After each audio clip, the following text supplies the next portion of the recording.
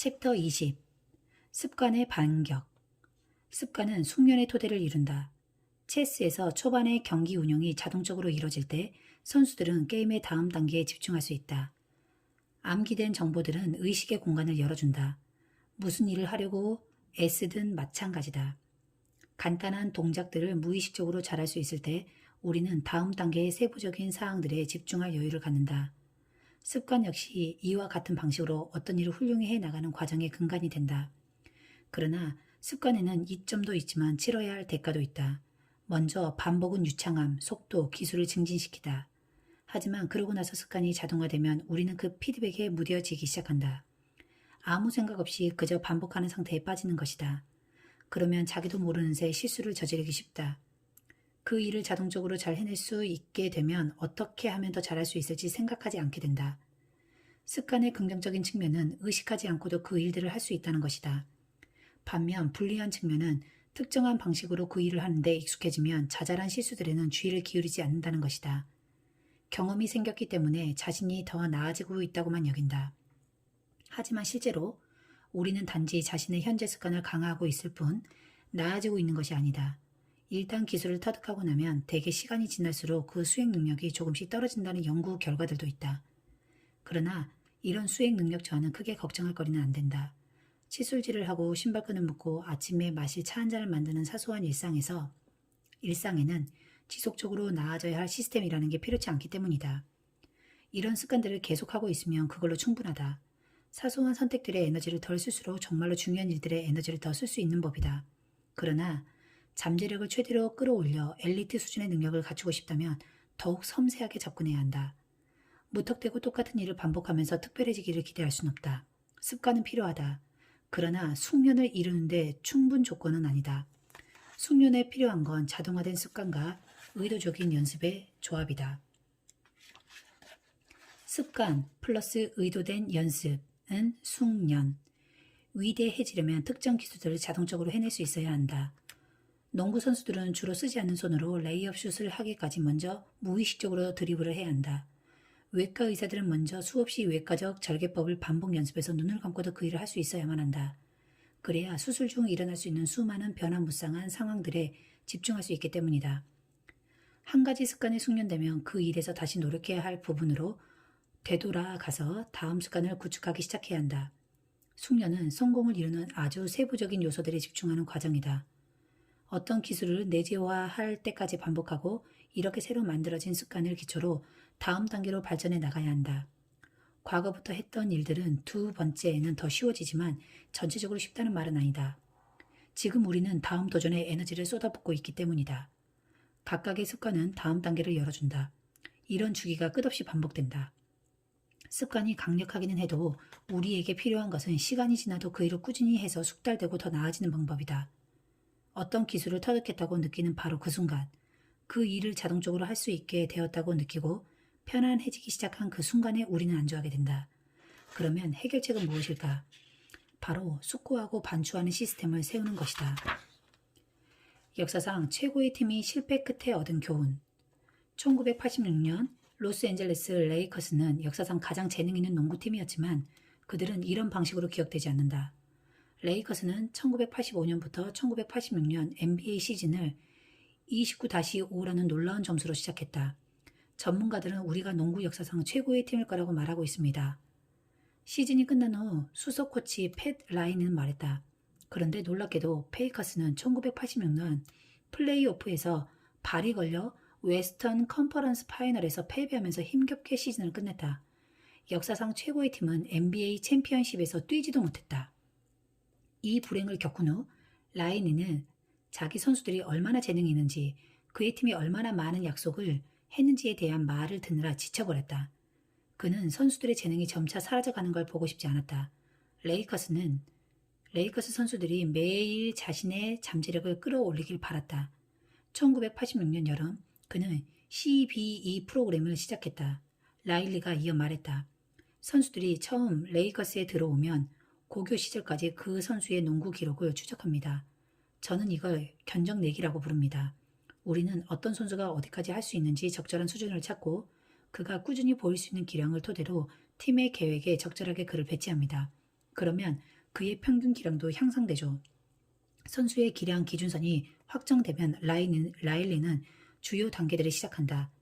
그는 각 선수에게 한 시즌 동안 최소 1% 향상된 결과를 보여달라고 주문한다. 선수들이 이를 달성하면 그것이 CBE가 된다.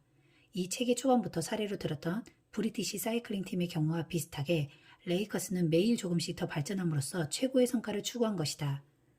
라일리는 CBE가 단순히 점수나 통계에 관한 것이 아니라 최선의 정신적, 육체적 노력에 관한 것임을 조심스럽게 지적한다. 선수들은 어떤 상황에서도 공을 쫓아야 한다는 것을 알았을 때, 팀원을 도와야 할 순간을 눈치채고 행동에 옮겼을 때 등 다양한 영웅적 행위들로 점수를 얻었다.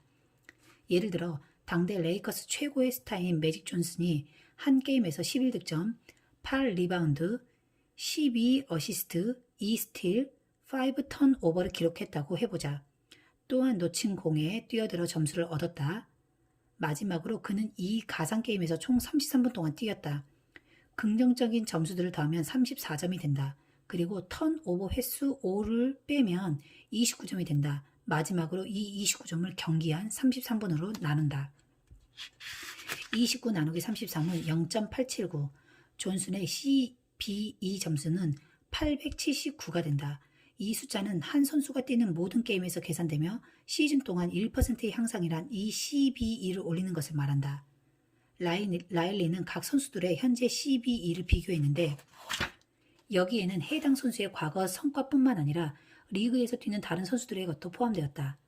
라일리는 나는 우리 팀 선수들을 리그에서 그와 비슷한 역할을 하는 상대편 선수들과 나란히 세워 순위를 매깁니다. 라고 말했다. 스포츠 칼럼니스트 제키 맥멀런은 이렇게 말했다. 라일리는 매주 칠판에 굵은 글씨로 리그 최고 선수를 강조해서 쓰고 그의 선수 명단에서 해당되는 선수들과 비교합니다. 변함없이 안정적인 선수들은 일반적으로 600점대를 기록하지만 엘리트 선수들은 최소 800점을 기록합니다. 농구 선수 생활을 하는 동안 138 트리플 더블을 기록한 매직 존슨은 종종 1000점을 넘기도 했습니다. 레이커스는 또한 CBE 역대 자료 비교를 통해 매년 이뤄진 과정을 강조했다. 우리는 1986년 11월, 그 다음으로 1985년 11월 자료를 꺼내 선수들이 전년도 시즌 같은 시점에 더 나았는지 더 나빴는지를 봅니다. 그러고 나서 1986년 12월 성과가 어땠는지 11월의 것과 비교해 선수들에게 보여줍니다. 레이커스는 1986년 10월에 CBE를 시작했고 8개월 후 NBA 챔피언 팀이 되었다. 다음에 팻 라일리는 레이커스가 20년 만에 처음으로 NBA 연속 챔피언십을 딴 첫 번째 팀으로 이끌어다. 나중에 그가 말했다. 어떤 조직이든 노력을 꾸준히 유지하는 것이 가장 중요합니다.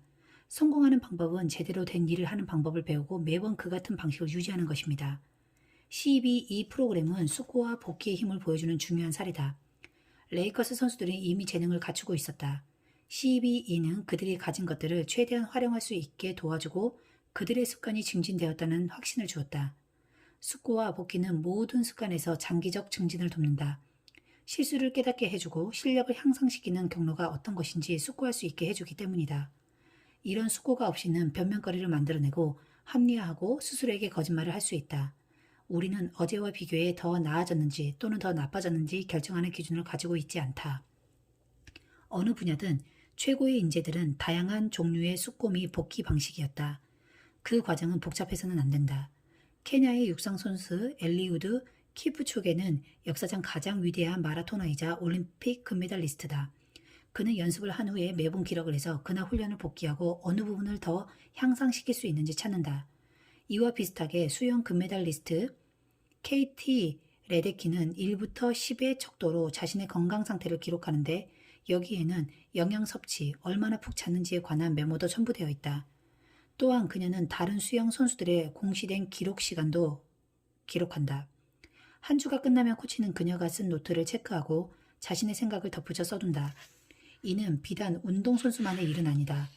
코미디언 크리스 록은 새로운 소재가 떠오르면 먼저 작은 나이트클럽에서 10여 차례 시험해본다. 무대의 노트를 가지고 올라가 잘된 유머, 수정해야 할 것들을 기록한다. 이렇게 살아남은 몇 마디가 다음 쇼의 핵심이 된다. 내가 아는 몇몇 기업가와 투자가들은 결정일지라는 걸 쓰는데 매주 그들이 한 주요 결정들 및 그 이유, 그렇게 해서 기대되는 결과들을 기록하는 것이다. 매달 혹은 매년 말에 그들은 자신이 한 결정이 옳았는지 잘못된 것이었는지 확인하고 자신의 선택과 그 결과를 복귀한다. 습관을 체득하는 것만으로는 개선이 일어나지 않는다. 계속해서 조정해 나가야만 한다. 숙고와 복귀는 우리가 올바른 일에 시간을 쓰고 그 과정에서 필요할 때마다 수정을 하게 해준다. 팻 라일리가 하루를 기준으로 선수들의 노력을 조정하듯이 말이다. 당신 역시 비효율적인 습관을 계속 이어가고 싶지는 않을 것이다. 개인적으로 나는 크게 두 가지 숙고 및 복귀 모드를 사용한다. 매년 12월에는 전년도를 생각하며 연간 리뷰를 한다. 그의 몇 개의 기고문을 발행했는지, 몇 번이나 운동을 했는지, 새로운 장소를 몇 군데나 갔는지 같은 것들을 통해 습관을 점검한다. 그러고 나서 세 가지 질문을 함으로써 내가 한 과정들 또는 빼먹은 것들을 생각해 본다. 1. 올해 무엇이 잘 되었는가? 2. 올해 무엇이 잘 되지 않았는가? 3. 무엇을 배웠는가? 6개월 후 여름이 다가오면 나는 건전성 보고서를 작성한다. 나 역시 수없이 실수를 저지른다. 건전성 보고서는 내가 어디서 잘못을 저질렀는지, 무엇이 나를 다시 습관으로 돌아오게 했는지 깨닫게 해준다. 나는 이 보고서를 가지고 내 핵심 가치를 다시 논의하면서 그에 따라 생활하고 있는지 숙고하는 시간을 갖는다. 이는 내 정체성과 내가 바라는 사람이 되기 위해 어떻게 행동할 수 있을지 생각하는 시간이기도 하다. 연간 건전성 보고서를 보면서 내가 하는 세 가지 질문은 다음과 같다. 1. 내 인생과 일을 움직이는 핵심 가치는 무엇인가? 2. 어떻게 하면 지금 여기서 나답게 살고 일할까? 3. 어떻게 하면 미래에 더 높은 기준을 세울 수 있을까? 이 두 가지 보고서는 시간을 많이 잡아먹지 않는다. 1년에 몇 시간이면 된다. 하지만 이는 중대한 개선의 시간이다. 내가 세심한 주의를 기울이지 않을 때 나도 모르게 경로를 이탈하지 않도록 막아주는 것이다. 내가 원하는 정체성으로 되돌아가고 어떻게 내 습관이 내가 원하는 사람이 되도록 도와주는지 상기시키는 도구다. 내가 습관을 업그레이드하고 새로운 도전을 받아들여야 할 때, 노력을 줄이고 근본적인 일들에 집중해야 할 때를 알려준다. 숙고는 또한 균형 감각을 제공한다. 매일의 습관은 강력하다. 그것들이 결합되는 방식 때문이다. 하지만 매일의 선택을 지나치게 걱정하는 것은 거울을 코앞에 두고 자신의 모습을 비춰보는 것과 같다. 매번 미비한 부분을 보며 큰 그림을 보지 못할 수 있다. 피드백이 지나치게 많은 것이다. 반대로 습관을 한 번도 복귀해보지 않은 건 거울을 한 번도 보지 않는 것과 같다. 셔츠에 묻은 얼룩, 치아 사이에 낀 음식물 같이 쉽게 수정할 수 있는 결함들을 모르고 지나가는 것, 즉 피드백이 너무 적은 것이다. 주기적 숙고와 복귀는 적당한 거리에서 거울 속의 자신을 보는 것과 같다. 큰 그림을 놓치지 않고 필요한 변화들을 볼 수 있다. 봉우리와 골짜기 하나하나에 사로잡히지 말고 전체 산세를 보도록 하라.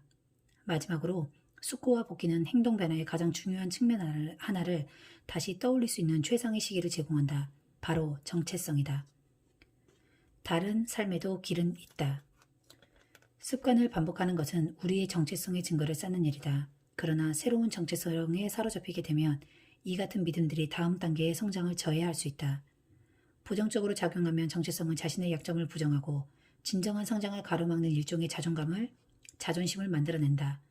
이는 습관을 세울 때 커다란 문제가 된다. 어떤 아이디어가 신성 불가침한 것일수록, 그러니까 우리의 정체성과 깊숙이 연결되어 있을수록 비난에 더욱 강하게 맞서게 된다.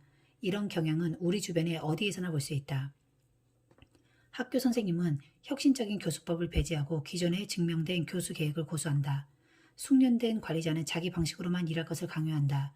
외과 의사는 자기보다 어린 동료들의 의견을 무시한다. 가수는 감동적인 첫 번째 앨범을 만들어내고 나서 틀에 박힌 앨범을 발표한다. 우리가 어떤 정체성을 고수할수록 그것을 넘어 성장하기는 힘들어진다. 나를 구성하는 정체성 중 일부를 거대하게 만들지 않으면 이 문제들은 해결된다. 폴 그레이엄식으로 말하면 당신의 정체성을 작게 유지하라. 하나의 믿음이 나를 규정하게 둘수록 삶에서 도전을 맞닥뜨릴 때 적응하는 능력이 줄어든다. 모든 것을 포인트 가드나 회사 상급자에게 연결시키면 어느 날 그들이 사라졌을 때 우리는 방향을 잃고 난파될 것이다. 채식주의자인데 식습관을 바꿔야 하는 건강 상태가 되면 정체성 위기가 생겨날 것이다. 한 가지 정체성을 지나치게 붙잡고 있으면 결국은 부러진다. 한 가지를 잃으면 자기 자신 전체를 잃는 것이다. 어린 시절 내 정체성의 주요 부분은 운동선수였다. 사고로 야구 인생이 끝났을 때 나 자신을 찾으며 무척이나 고통스러웠다. 한 가지 방식으로 자신을 규정하면서 전 생애를 보내면 그것이 사라졌을 때 그럼 지금 나는 누구지? 라는 의문이 든다. 퇴역 군인들과 전직 기업가들은 이와 비슷한 느낌을 받는다고 말한다. 당신의 정체성이 난 위대한 군인이야 같은 한 가지 믿음으로 겹겹이 쌓여 있다면 복무 기간이 끝나고 나서 무슨 일이 벌어지겠는가? 많은 사업가가 자신의 정체성을 나는 CEO야 또는 난 이 회사 설립자야라고 규정한다. 깨어있는 시간을 모두 사업을 운영하면서 보냈다면 회사를 판 다음에는 어떤 기분을 느끼겠는가? 이런 정체성 상실에서 오는 충격을 줄이려면 자신이 해왔던 특정한 역할이 변화할 때조차 정체성의 중요한 측면들이 유지되도록 자신을 재규정하는 것이다. 나는 운동선수야. 나는 정신적으로 강하고 육체적 도전을 사랑하는 사람이야. 난 대단한 군인이야. 나는 단련되고 믿을만하고 팀에서 대단한 일을 하는 사람이야. 난 CEO야. 난 기초를 세우고 창조하는 사람이야. 효과적으로 선택했다면 정체성은 꺾이지 않고 구부러진다. 물이 장애물을 돌아 흘러가듯이 정체성은 환경에 대항하지 않고 함께 작용한다. 도덕경에는 이런 생각이 완벽하게 표현되어 있다. 사람은 부드럽고 유연하게 태어난다. 죽으면 뻣뻣하고 딱딱해진다. 초목은 연하고 휘어지게 태어난다. 죽으면 부서지고 말라 비틀어진다. 뻣뻣하고 유연하지 않은 사람은 죽음의 신봉자이리라.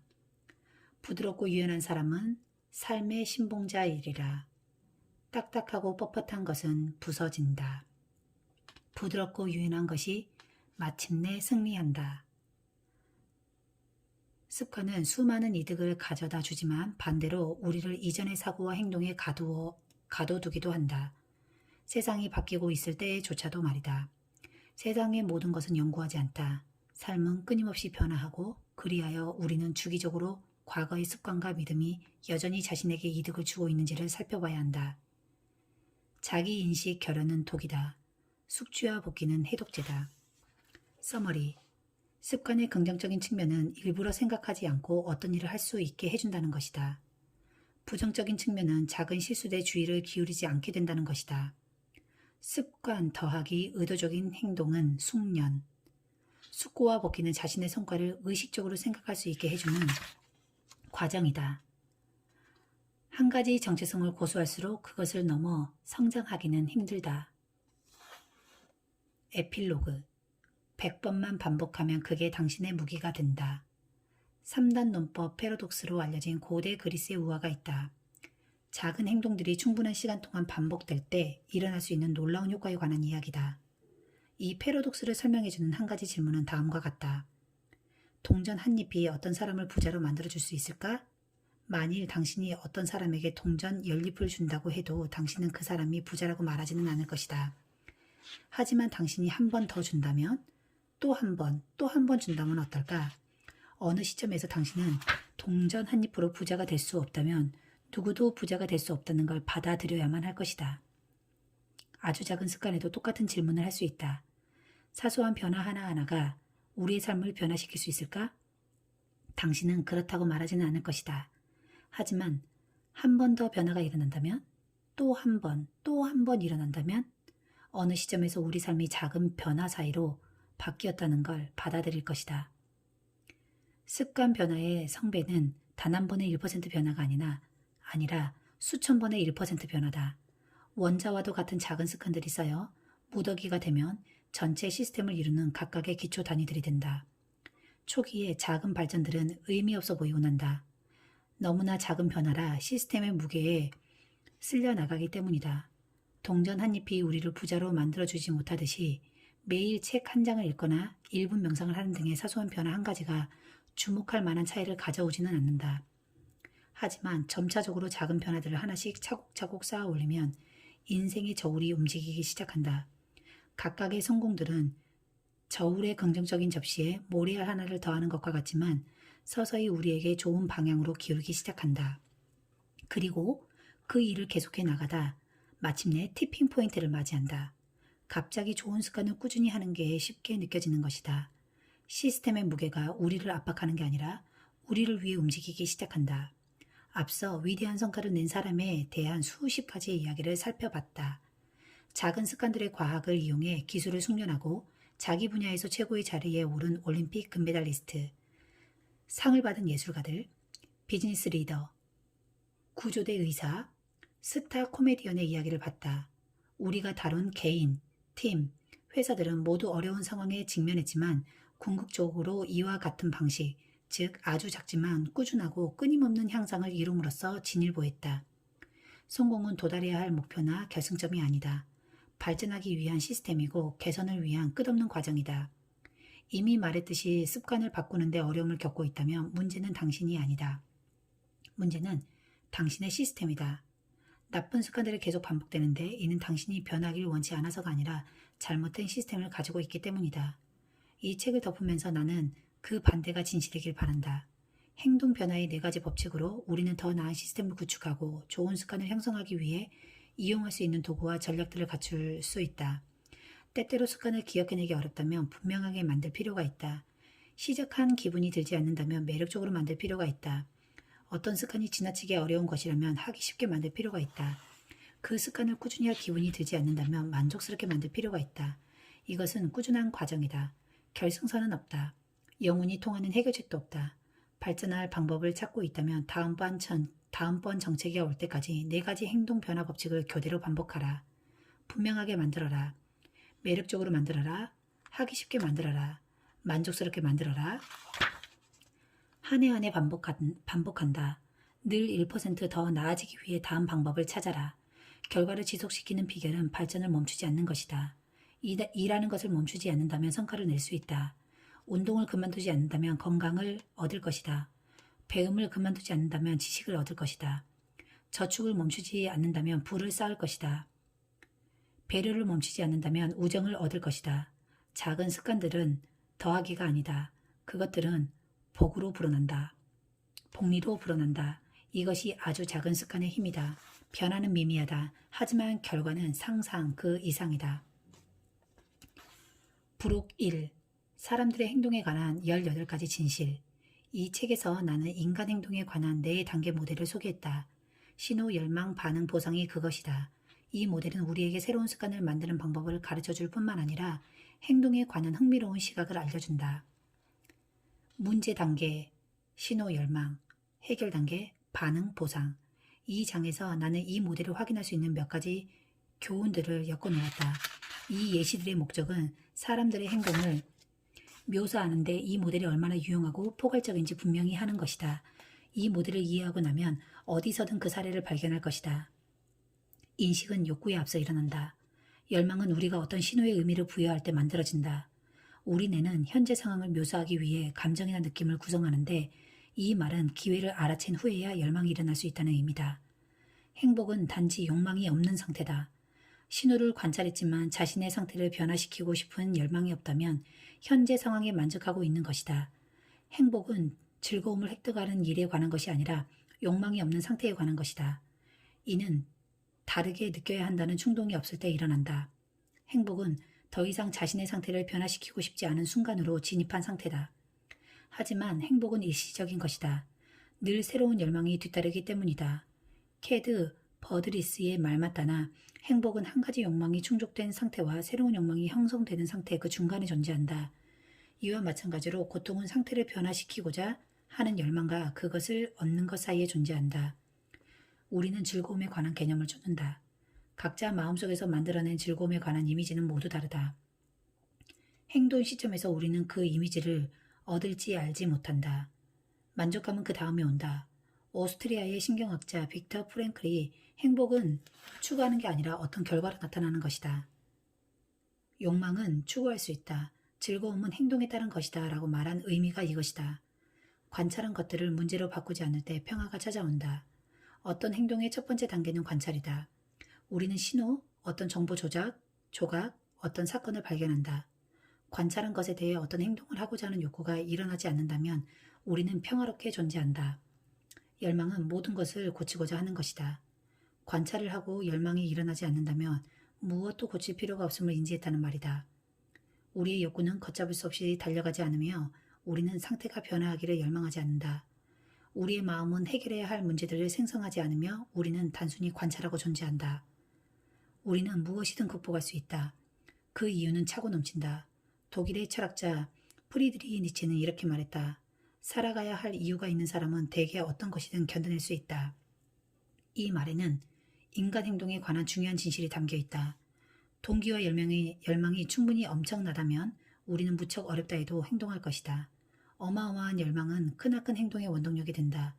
그 일을 하면 마찰이 크다 해도 말이다. 호기심이 있는 것이 똑똑한 것보다 낫다. 동기와 호기심이 있는 게 똑똑한 것보다 중요하다. 그것이 행동을 이끌기 때문이다. 똑똑함은 그 자체로 결과를 가져오는 법이 없으며 행동을 방해한다. 행동을 촉구하는 것은 욕망이지 똑똑함이 아니다. 스타트업 투자자 라비칸트의 말처럼 뭔가를 하기 위한 트릭의 첫 단계는 그것에 대한 열망을 배양하는 것이다. 감정은 행동을 몰아간다. 모든 결정은 어떤 수준에서는 감정적인 결정이다. 행동을 하게 된 논리적 이유가 무엇이든 당신은 행동을 강요받는 기분을 느낄 뿐이다. 이는 감정 때문이다. 사실 뇌의 감정 중추가 손상된 사람들은 행동을 할 만한 많은 이유들을 가지고 있을 수 있지만 여전히 자신을 추동하는 감정이 없으면 행동하지 않는다. 이것이 열망이 반응에 앞서는 이유다. 느낌이 먼저고 행동은 그 다음이다. 감정이 생긴 후에만 이성적이고 논리적일 수 있다. 뇌의 주요 기능은 느끼는 것이다. 두 번째 기능은 생각하는 것이다. 우리의 첫 번째 반응은 느낌과 예측을 최적으로 활용하는 것인데 뇌의 무의식적인 부분에서 빠르게 이루어진다. 두 번째는 일어나는 반응은 생각을 하는 부분에 있다. 이는 뇌의 의식적인 부분으로 느리게 이루어진다. 심리학자들은 이를 시스템 1, 느낌 및 빠른 판단과 시스템 2, 이성적 분석이라고 말한다. 느낌이 먼저 일어나고 시스템 1, 이성이 그 다음에 개입한다. 시스템 2. 이 두 가지가 일치하면 엄청나게 잘 작용하지만 그렇지 않으면 비논리적이고 감정적인 생각이 결과로 나타난다. 우리가 하는 반응은 감정을 따르는 경향이 있다. 우리의 생각과 행동은 매력적이라고 여기는 것을 따른다. 반드시 논리적일 것이 필요는 없다. 두 사람이 동일한 사실을 알아차려도 반응은 무척이나 다를 수 있는데 이는 그 사실을 각자의 감정적 필터로 걸러내기 때문이다. 감정에 호소하는 것이 이성에 호소하는 것보다 더 강한 힘을 발휘하는 이유다.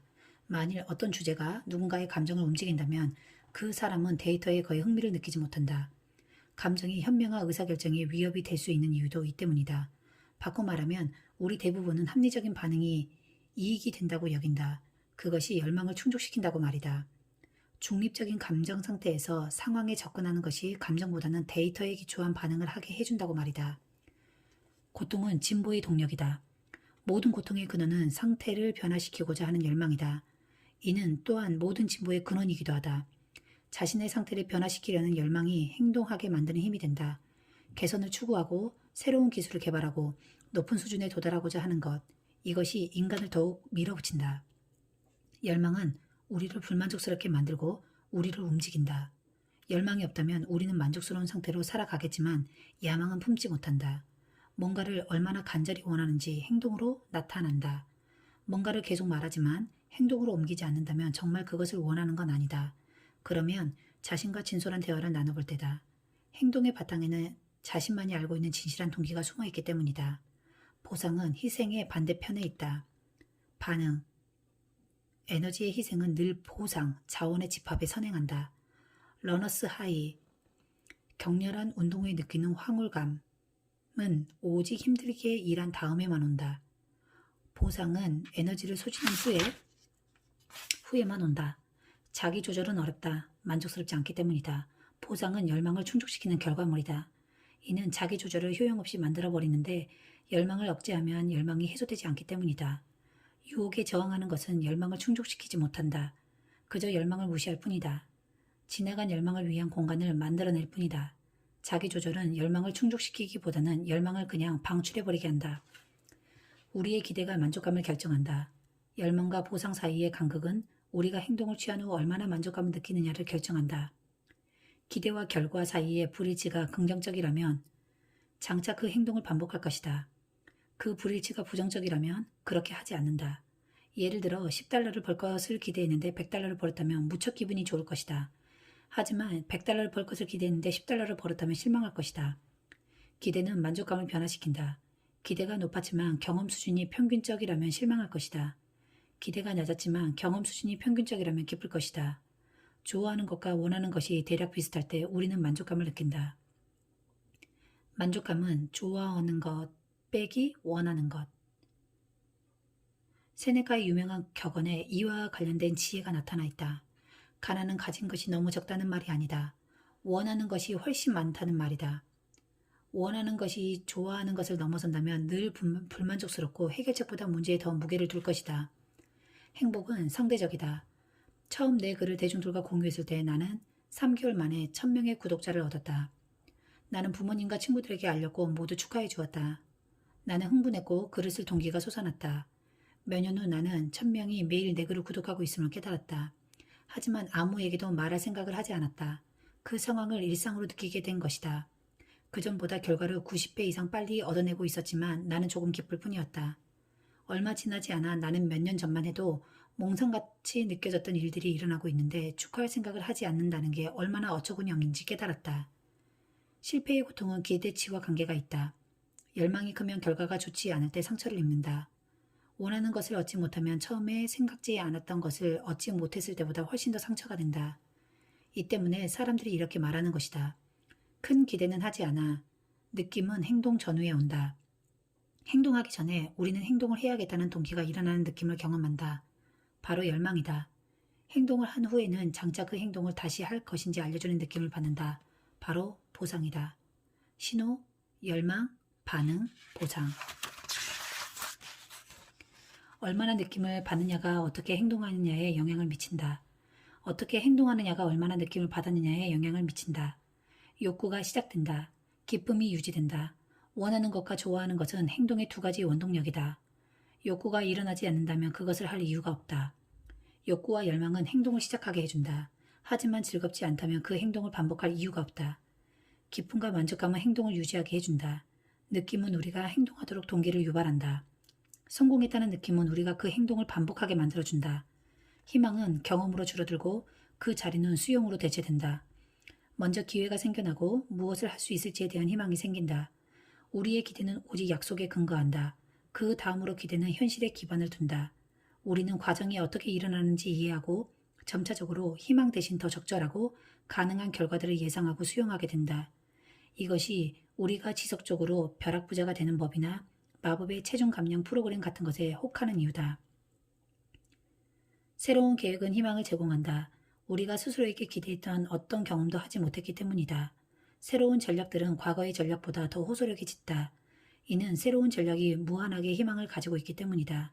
아리스토텔레스는 청춘은 쉽게 기만에 빠진다. 희망을 빨리 품기 때문이다 라고 말했다.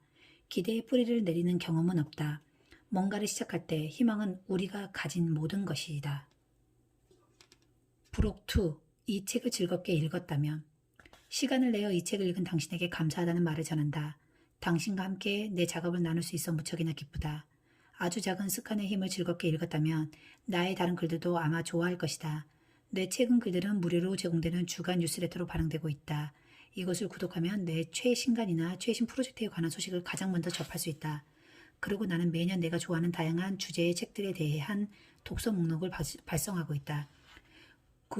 구독하고 싶다면 atomichabits.com 뉴스레터를 참고하라. 아주 작은 습관을 비즈니스에 적용하는 법. 수년간 나는 포춘 선정 500대 회사와 성장하는 스타트업 회사들에서 효율적인 운영과 생산성 향상을 위해 작은 습관의 과학을 어떻게 적용할지에 대해 강연했다. 그중 가장 실용적인 전략들을 짧은 보너스 챕터로 엮어놓았다. 이 내용은 아주 작은 습관의 힘에서 언급했던 주요 아이디어들과 함께 엄청나게 유용하다는 걸 곧 알게 될 것이다. 보너스 챕터는 atomichabits.com 비즈니스를 참고하라. 아주 작은 습관을 교육에 적용하는 법. 내가 독자들에게 가장 많이 들었던 질문 중 하나가 우리 애들에게 어떻게 이걸 하게 할 수 있을까요? 였다.